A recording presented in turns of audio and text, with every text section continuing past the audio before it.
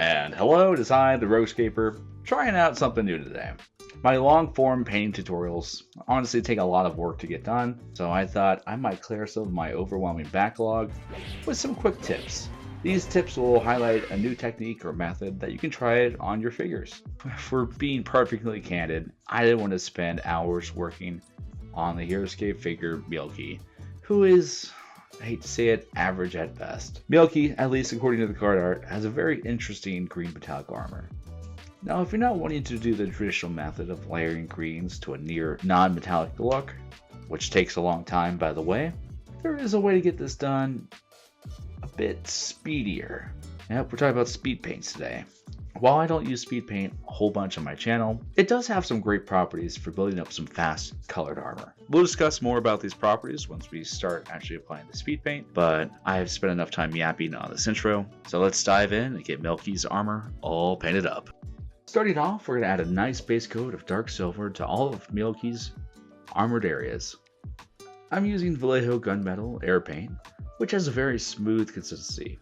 If you watched any of my other videos recently, you can tell I'm a fan of this paint. I just love how it just comes on so streak-free on a model.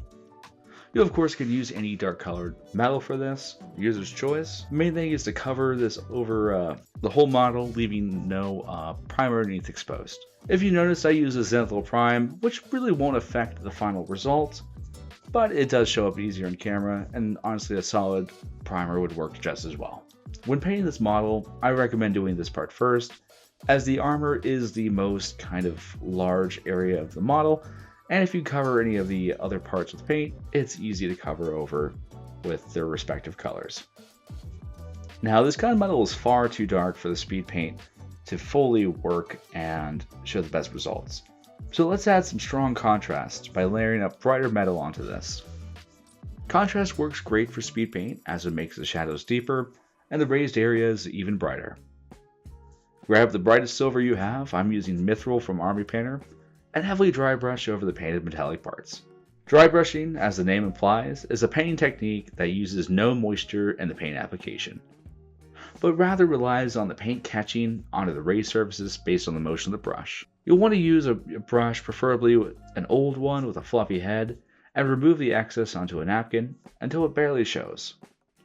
Go against the texture of the model, catching all the edges, and using long, fast motions. Do a couple passes of this, with each pass focusing on the highest parts of the model. Once that's all done, we're going to apply the speed paint. The main point of advice I have when using speed paints is shake up the bottle thoroughly, as you want the pigments to really mix together with the medium in the bottle. I recommend putting the speed paint onto a separate palette that is not your wet palette, as moisture can cause the paints to flow a bit too much and create a bit of a mess. Use a brush with a large head, as that can hold more speed paint and paint in the model more effectively. Be careful not to overwork your speed paint. It works best when you let it settle into the recesses naturally. I decided to use a nice lively green, shamrock green speed paint, and once it's applied you can really see how the translucency catches and highlights that contrast on the model. Add some nice shading and lets the highlights be even a bit brighter. This method is ultimately called slap chop, except it uses metallics instead of a standard black and white that's used for the method, but ultimately it's a really great way to add some colored metal to your model. Speed paint takes a bit to dry, so certainly wait for that to fully finish. This is a quick and easy way to get some colored armor, and you can try this with a bunch of different colors for different units. It really gives you a nice solid base to build up your armor, or keep as is, as it looks pretty solid. Just with the simple steps. It's nothing groundbreaking, but I know a lot of scapers are picking up a brush for the first time, so I thought this might be a helpful little video to release. If you'd like to see some more quick tips, let me know, or if you have any questions on any other techniques, feel free to comment in the video as well. Subscribe for more scape content, and remember to keep scaping on. Thanks, and bye.